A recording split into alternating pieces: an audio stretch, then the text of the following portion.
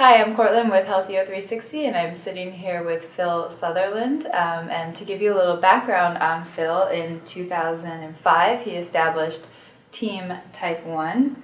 2011, founded Diabetes Sports Research Institute. There's a little bit of theme here. He is a board member of the Type 1 Diabetes charity JDRF. And in 2012, partnered with Novo Nordisk to found Team Novo Nordisk, which is a stellar team of global athletes who are all living with diabetes, and Phil is one of those people. Phil, thank you so much for joining us. Courtland, great to be here. Thank you. Yes. So you have a very interesting story. You were diagnosed with type 1 diabetes at a very young age. Can you share with us what your first recollection of what that really meant for you? So I was diagnosed with diabetes at 7 months of age, it's really the only way of life I've ever known. At that time, it was a different age for the disease back then. There was no blood glucose testing. It was human insulin that worked when it wanted to work, not at any predictable time. And the doctors told my mom at diagnosis that your son's going to, may live to 25, but your son will most likely be dead by 25, but if he is alive, he'll have renal failure or be blind. Yeah. Good luck. Yeah. And that was our family's beginning of the journey. I was fortunate that my mom was motivated to keep her son alive and did a lot of research on diabetes, and they checked their blood sugar a lot to figure out what normal was, and then put me on a pretty strict regimen to try and keep my blood glucose similar to their blood glucose without diabetes. Mm-hmm. And my first recollection though, 4 years old I refused a shot. My dad took a belt to me. 6 years old I refused a shot, and my mom said, fine, you'll go blind. And that was kind of when I realized that diabetes was mine to control. And I took over at 6, and then it's been mine for 29 years now.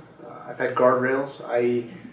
Mother, friends, wives who have been there for me at times of need, but it's something I very much enjoy because it's the one thing in life that I actually do have control of most of the time. Right. So this became a very real thing for you at a very young age. Having such a grim outlook imposed on you by your doctors, your healthcare team. How did your parents talk to you about this in a way that kind of made you take it seriously, but also didn't scare you half to death? I think one of the big things my parents did is they treated me as if I was normal. Mm-hmm. Except I had to check my blood sugar in the morning. I had to get a shot. I had to give a shot when I came home from school. I checked my blood sugar then. And then another shot before dinner time, and sometimes one other, give or take. It was very simple back then because you gave insulin at the same time every day, you ate at the same time every day, and they pushed me out into the world and said, if our kid can't go be a kid, then what's the point of living? And I'm very grateful they took that approach because I see and I understand. I'm a father of 2 boys now, and I understand that you want to shelter, you want to protect, but if you're not living, then what's really the point of taking control? Right. So I'd say they treated me like I was normal. And I was never allowed to use diabetes as an excuse. I just had to manage it. Mm-hmm. And sport for me was a very purposeful mean to manage diabetes because when you're well controlled, then you are normal. It's just when your glucose is too high or too low that diabetes holds you back. And it kind of ingrained a discipline in me at a very young age that I think was one of the key pillars of my life. And the discipline it takes to manage diabetes, it's hard. I've got a very positive attitude about the disease. It's been very good to me. It's given me purpose in life. But for a lot of people, it's depressing. It's lonely. No one else understands what you're going through. It's time that we give purpose to people, realize what's possible, and that's why I love my job so much. Mm-hmm. That's great, and I think it's wonderful that your parents took that bent of just treating you like every other kid out there. Unfortunately, I remember being in grade school and there was a young girl in our class who had type 1 diabetes, and the whole thing was, oh, you can't give her any sugar. So when we brought in birthday treats, you know, you had to give her a cupcake with no frosting or Yeah. something. And that seems, now that I'm so much more educated about the condition, from knowing people who have type 1 diabetes and are much more vocal about it, I look back on that and I feel so terrible about it.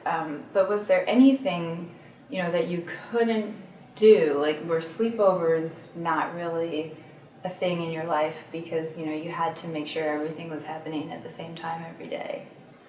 No, it's, again, I think I was blessed. Mm-hmm. And I did everything that I wanted to do. I did probably more than I should have done at times. And I mean, I spent Christmas in the hospital when I was 9 years old.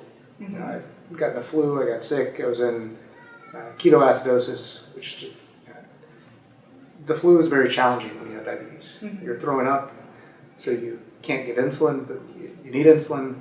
And back then, the insulins weren't stable, so they peaked, and it just became dangerous. And the only solution was go to the hospital and get this enormous IV shoved in your arm, which that was the only thing I was afraid of as a kid. Mm-hmm. Typically, once per year that happened.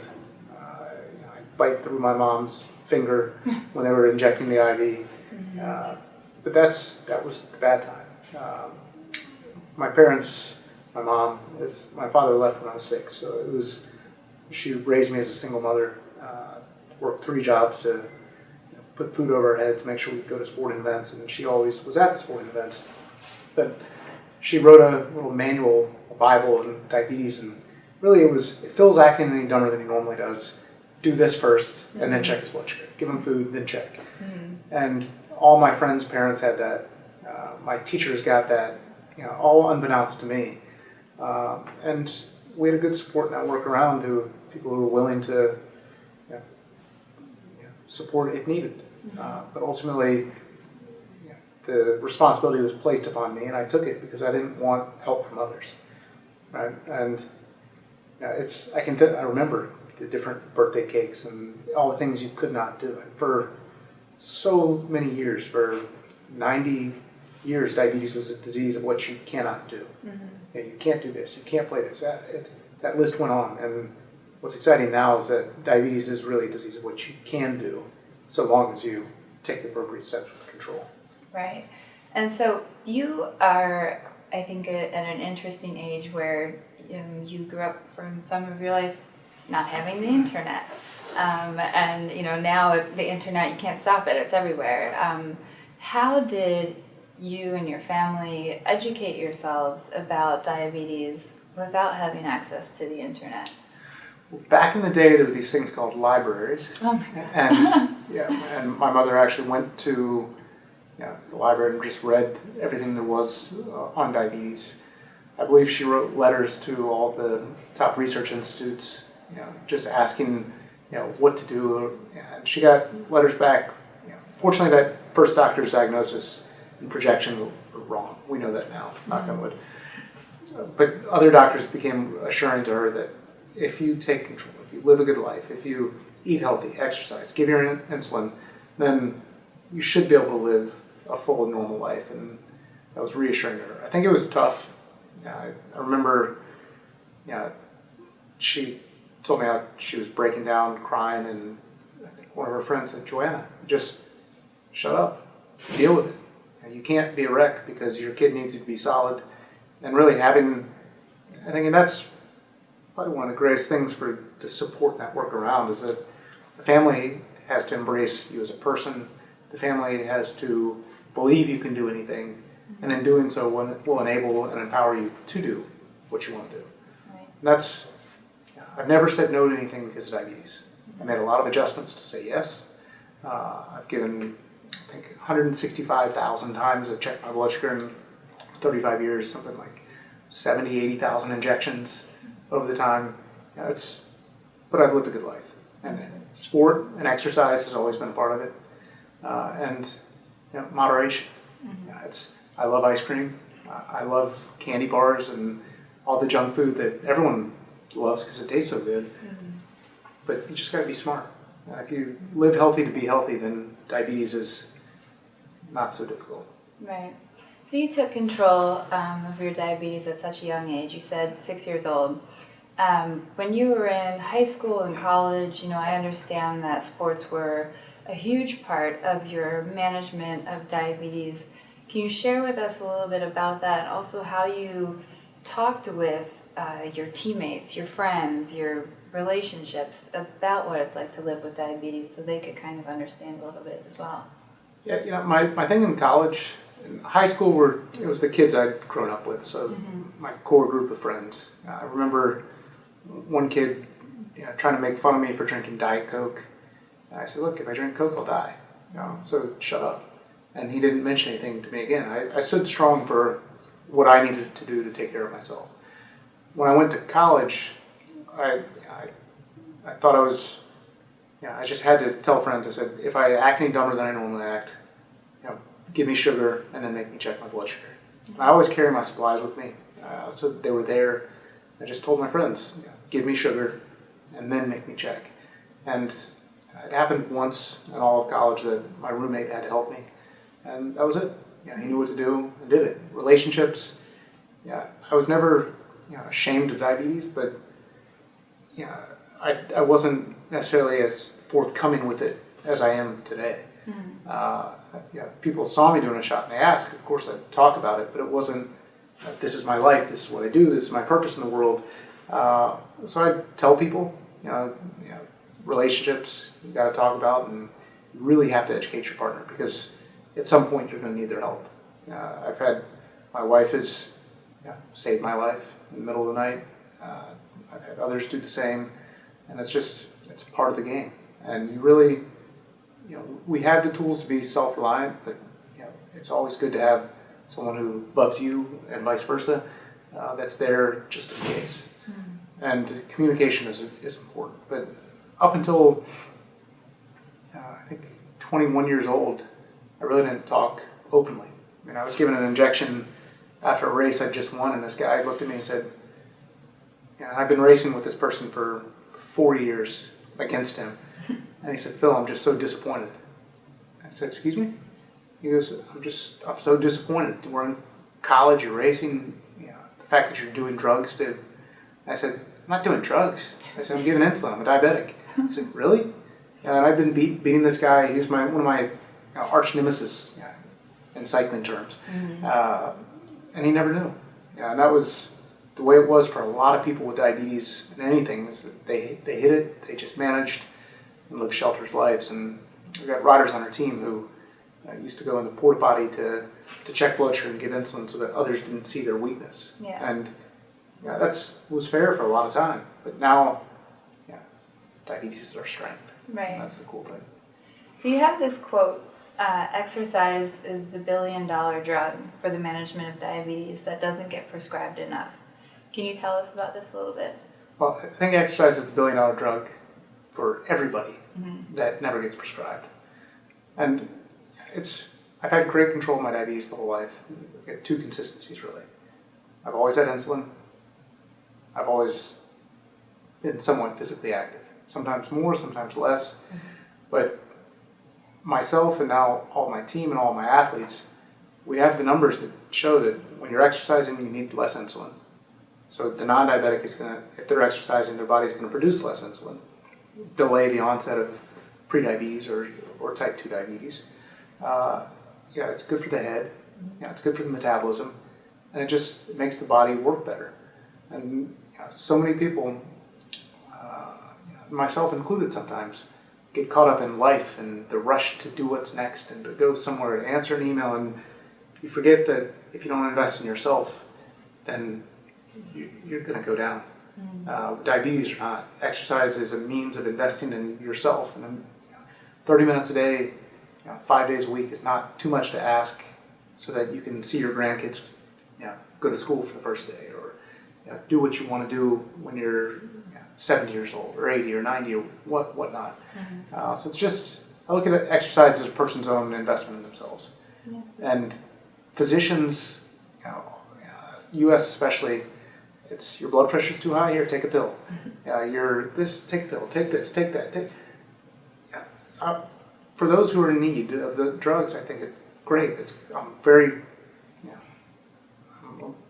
my life is here because of the pharmaceutical industry. My career is here because of the pharmaceutical industry. But a lot of times, simple decisions, cutting out some salt, eating less sweets, exercising, can solve a lot of problems that pills are only a Band-Aid for. Right. So speaking of the pharmaceutical industry, in 2012 you partnered with Novo Nordisk to found Team Novo Nordisk. Can you tell us what the inspiration was behind this and what the mission is of it? Yeah. So as Team Type 1, we were racing all around the world. I was in China, I saw Novo Nordisk posters, and in Africa I saw the work Novo Nordisk was doing in the changing diabetes in children, where they provide, I think, 17,000 kids in 9 countries all the insulin and test strips needed to live. These kids would be dead otherwise, and they're a diabetes company. And I had the goal to get to the Tour de France. They were launching a new product, and I thought, A, this would be good for me, and B, we can promote this to the world. And so I had a conversation with a senior executive at Novo Nordisk. I made the pitch. I walked out of that lunch, and I knew the deal was done. But Jakob came back to me a week later with a very gracious email from the time we spent together, that he wanted to do a partnership if and only if we went back to our roots 2006 and 2007 as an all-diabetic team. And at that time, there were 4 athletes with diabetes competing on a professional level. There was a development team where none of the kids had ever competed on a professional level. I'm sitting there thinking, is this possible, right? We didn't really have the athletes, and to be a second division team, like a AAA baseball team, you need to have 16 athletes. So I did what I do when I need to solve problems. I went out on a bike ride. I said, you know what, Novo Nordisk they are a diabetes company. This feels like a genuine partnership. We have the chance to fly the changing diabetes flag around the world, and hopefully one day get to the tour. And so we did it. Took a chance. I said I could do it, and then my team went on a recruitment mission of everyone who had ever raced a bike with diabetes in the world, and tried to bring the best of the best into our program. The challenge that we saw early on was sustainability. And because athletes, their life cycle is not terribly long. Some can go on for years, but some it's in and out. And so we had to create a pipeline. So we really invested heavily in our development team. We launched a junior team, and then we started doing these talent ID camps. We bring kids from around the world in to try out for Team Novo Nordisk. And this is the cool, you see my guys racing in some of the biggest races in the world, but these camps, they're really the best part of what we do. Because I remember 2013, I had 2 French kids, Quentin Bologna's, says, Phil, this is the first time in my life, in 10 years of diabetes, that I've been proud to have this disease. He goes, I'm grateful now that I have diabetes because it means my dream will come true.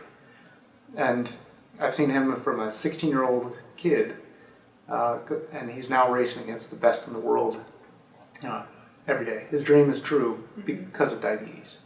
So we now have some really good kids coming through the program. This summer was 56 from 22 countries came and tried out.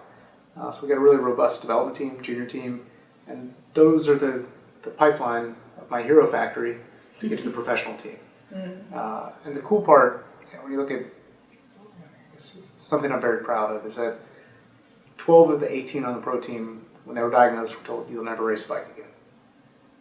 6 of the 18 on the development team were told, you'll never race a bike again.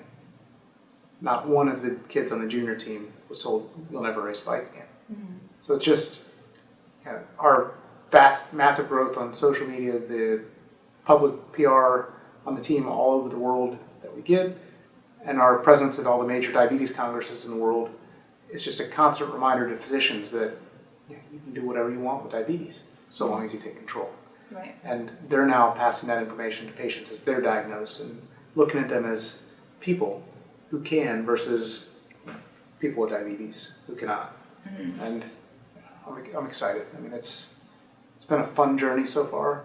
We've had bumps in the road, but still have that golden target of the Tour de France one day, so our message can get to the world. Well, I'm sure you guys will get there. So athletes many times wear devices like Fitbit, Apple Watch, whatever you want to call them. And there's a lot of interesting technology coming out where they're thinking, they might be able to sense your blood sugar levels through some of these wearable devices. How do you feel that this may or may not empower people who are living with diabetes? Well, in the world of data that we live in, I think it can only help. We did everything before without all this technology. But the improvements in the treatment, improvements in the technology have made life easier.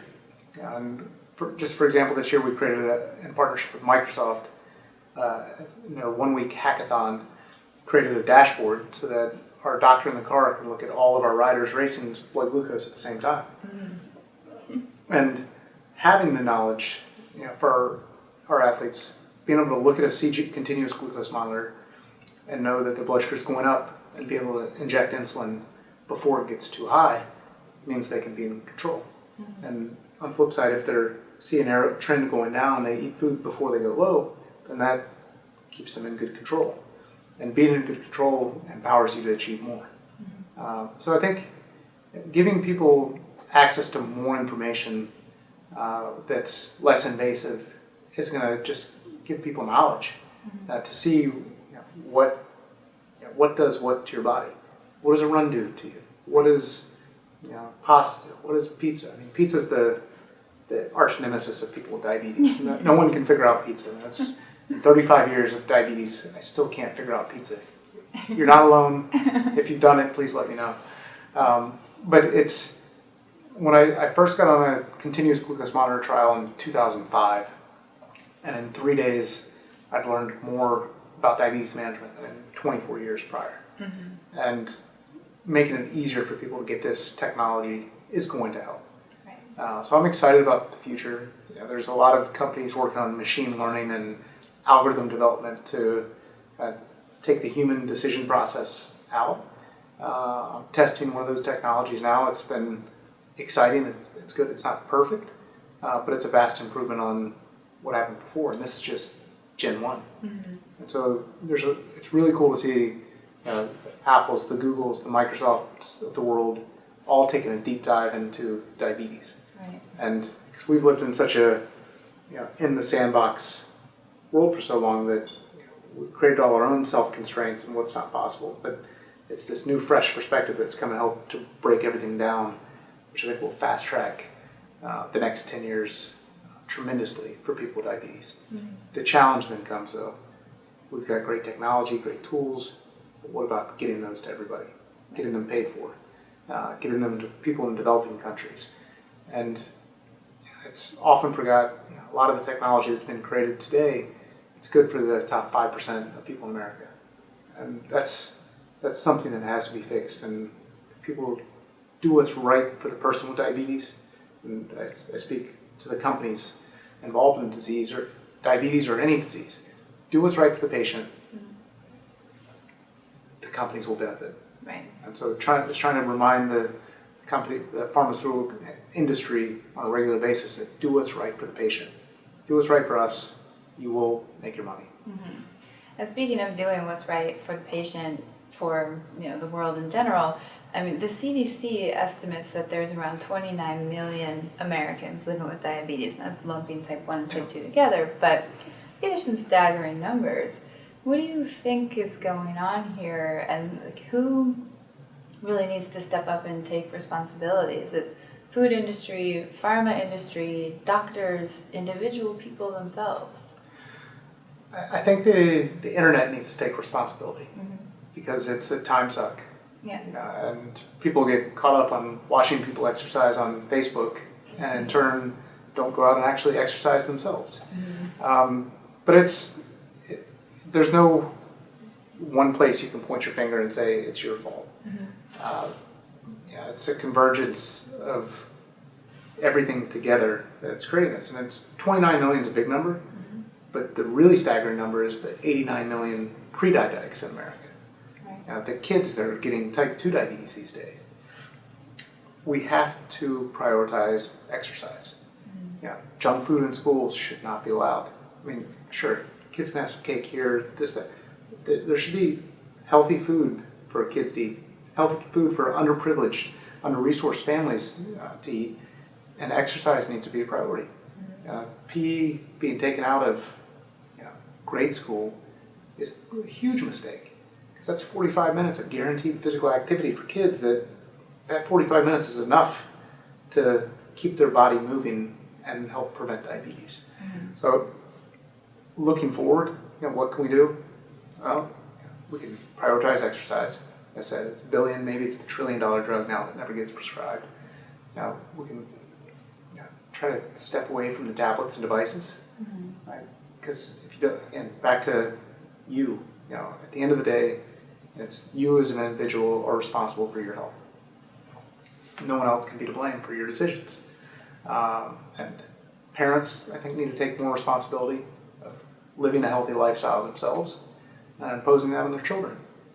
Walk to the park, walk to the restaurants or shops, or get out and be active with your kids, and do that at a young age. And we'll see in 20 years if I've been successful as a parent, as what I'm preaching now to the parents out there. But it's not easy. I know that. There's so many distractions in life, and it's so easy to just get pulled into the devices or everything on the web. But outside is still beautiful. Right. People got to go out there and do it, because these numbers are huge. You look at 120 million people with diabetes or pre-diabetes. So it's over a third of our population. Now, we need to take responsibility collectively as a population. I think type 1 and type 2, from kind of advocacy standpoints, are two completely different worlds. We need to unite together. As a type 1 diabetic, I don't blame a person with type 2 diabetes. I think it's still up to us each day to take control. And type 2s, that I think a lot of times look at type 1s and say, well, you don't know what I'm going through. I have so much respect for the challenges that come with type 2, because there is a stigma around it. It's not talked about in a positive light for the individuals who have it, and we've got to stop that. We've got to start focusing on what's living healthier lives, empowering people. I think physicians need to really focus on exercise. I mention it at every diabetes congress I go to, when they talk about the host of protocols and therapies they're using. What about exercise? Well, our patients won't exercise. That's the response they get every time. And to the doctors out there, if you don't believe your patients will exercise, then they won't. But if you believe that they can, that they will, then they will. And so we have to just start believing in ourselves, believing in others, and prioritizing health. And if you really push the conversation with your patient about exercising, I think we have such little time with our doctors, and I think when your doctor says, well, if you exercise a few times a week, and the patient's like, I don't really have time, and the doctor usually leaves it there. But if they just keep pushing a little bit, need a little bit more every conversation, your patients might start to get back into exercise, or exercise just that little bit more when they come see you again. So when we talk about empowering patients and helping them to manage their condition, diabetes, more, it always reminds me of this gentleman who came on our show, H360 Live. His name is Joe Tavano, and he had been living with diabetes, type 1 diabetes, for a very long time, and just was not taking management seriously enough, to the point where he had lost both of his legs to diabetes. And when he came on our show, he looked right in the camera and said, you think you know better? You think you're bigger than this disease? You don't. You have to take it seriously. You have to manage your blood sugars. You have to exercise. You have to eat right. I learned the hard way, but his message, I think, was very powerful. Do you have a take-home message for the viewers of this interview about empowerment, managing their diabetes, exercise, diet, if you wanted to look right in the camera and really drive that message home? Yeah, look, diabetes only chooses the champions, right? And so you've been chosen, you've got it, you're part of the team.